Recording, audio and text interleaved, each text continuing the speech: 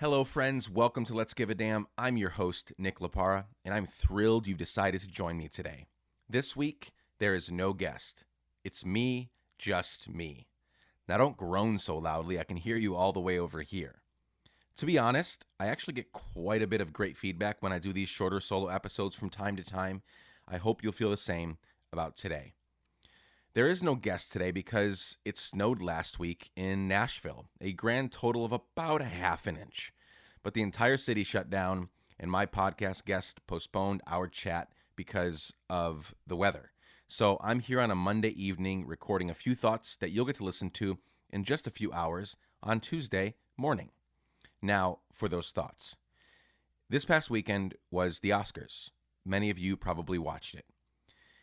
Many of the actors and artists used their stage time to share their thoughts on what is happening in society and politics and otherwise, which, for the record, I'm 100% okay with.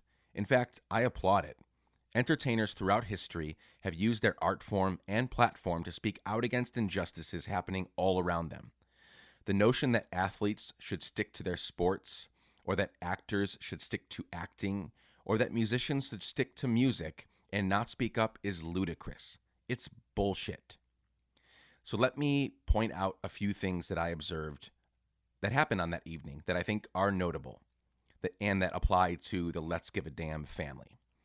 First of all, Joaquin Phoenix won Best Lead Actor for his role in The Joker, and part of his speech impacted me deeply. Now, I'll be honest, he did go all over the place. You can listen to the full 4-minute speech. It's the number one trending YouTube video as of this afternoon on YouTube, so go and find that. Listen to the whole thing.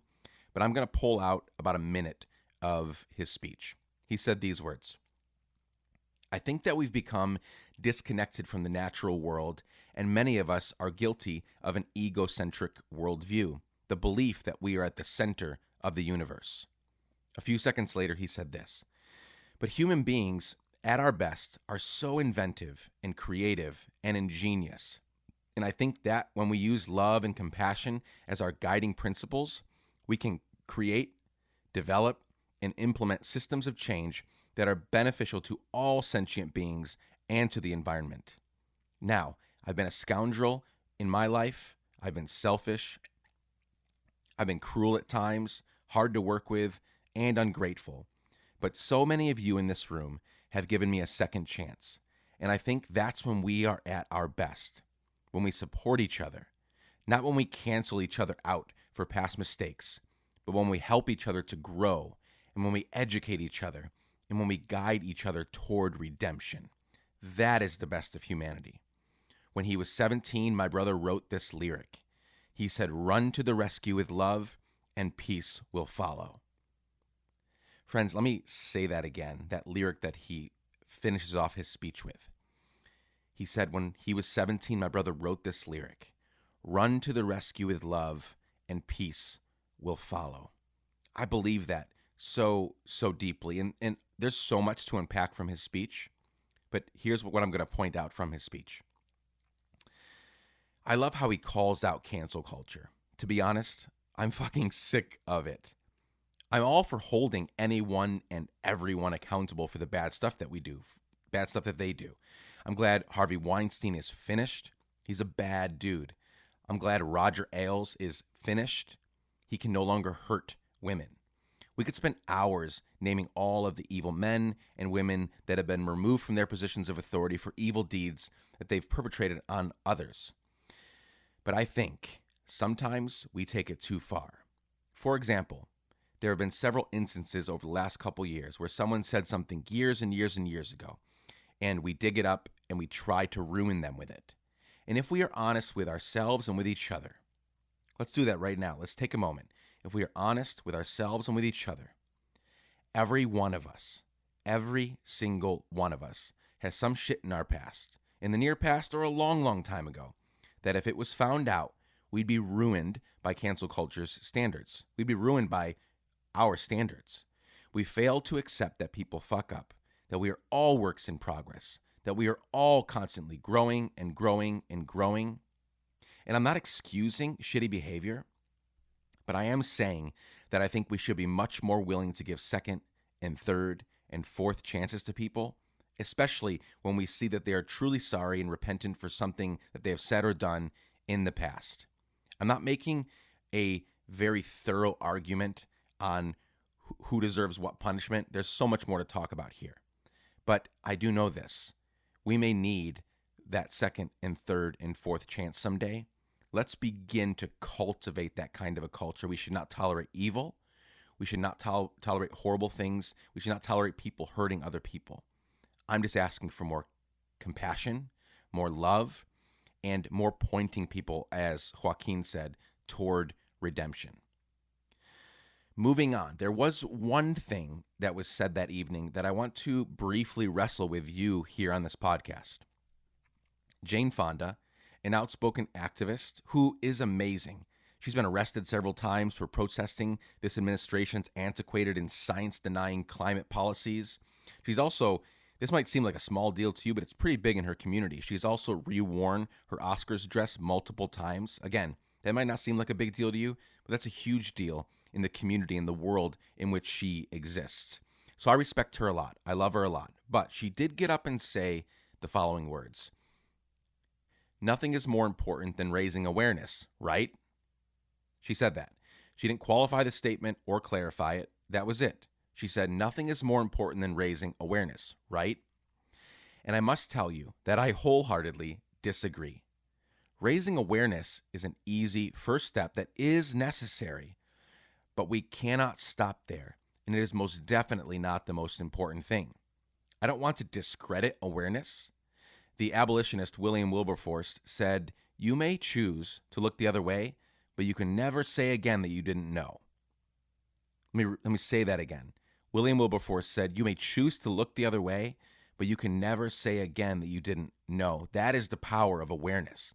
That is the power of speaking out against evil and injustices happening in the world. That is the power of gathering data and sharing that data. Awareness is an essential task. My issue is not with her bringing up awareness, but that she said it's the most important thing. I disagree. Action. That's the most important thing. We have especially in 2020 with social media and the 24-hour news cycle, we have no shortage of awareness these days. We need to become people of action. And I'm only going to share 2 reasons. I could talk about this for forever. I'm going to share 2 reasons, though, why we need to become people of action. Number 1, it may seem obvious, but if we only have awareness and we don't have action, we will never actually help anyone or fix anything. Action is a prerequisite for anything getting better in the world. Again, awareness, good, but it is not the end-all, be-all. And number 2, we must act over and over and over again until it becomes a part of who we are. This is important, friends. We must act. We must become aware and then take action on that awareness over and over and over again until it becomes a part of who we are. Aristotle said, we are what we repeatedly do. Excellence, then, is not an act, but a habit. So now substitute the word excellence with the words giving a damn, and we have a fantastic quote. Let's read it again with that in there. We are what we repeatedly do. Giving a damn, then, is not an act, but a habit. As we repeatedly do it, it becomes a habit. Now, we're all super busy and tired, and we need to go to therapy and on and on and on. We're all overwhelmed and messed up and tired. So the only way that we can become people of action is by doing it over and over and over again. One of my coaching clients is making the following statement part of his vision for life. We actually met today and talked about it. These words, big vision, small steps every day. Big vision, we should have this massive vision, this massive let's give a damn vision. We want to radically change what our community and our city and our state and our nation and our world looks like, right? But that only happens with small steps every single day.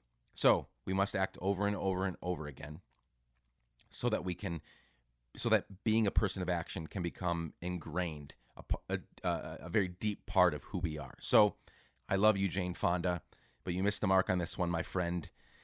If I may be so bold as to correct your statement, if I were you, I would have said awareness is immensely important, but action is the most important thing, right? Friends, I love you all. I hope these random thoughts that came as a result of watching the Oscars have been helpful for you. Next week, we'll have a conversation with 24-year-old Justin Jones, who is running for Congress here in Tennessee. Justin is amazing. He's been arrested for confronting crooked politicians in Nashville. Side note, we have plenty of them. And is now running for Congress with a grassroots campaign for working people across Middle Tennessee. I think you're going to enjoy that conversation, so make sure to subscribe to this podcast so you don't miss it. As always, this show was created by me, produced by Chad Snavely, and the music is by our friend Propaganda, although this is a solo episode, so there's no music today. Share this episode with people you like and with people you don't like. Just make sure you share it. We put a lot of time and love into these podcast episodes, and we want to get them to as many people, as many damn givers as possible. Reminder, it will take you fewer than 15 seconds to hit the share button in your podcast app, copy the link, send it to a friend right now. That would mean the world to me. I can't wait to spend time with you next week. So much love to each and every one of you. Remember that awareness is amazing. It's immensely great, but we must become people of action. I love you all. Peace.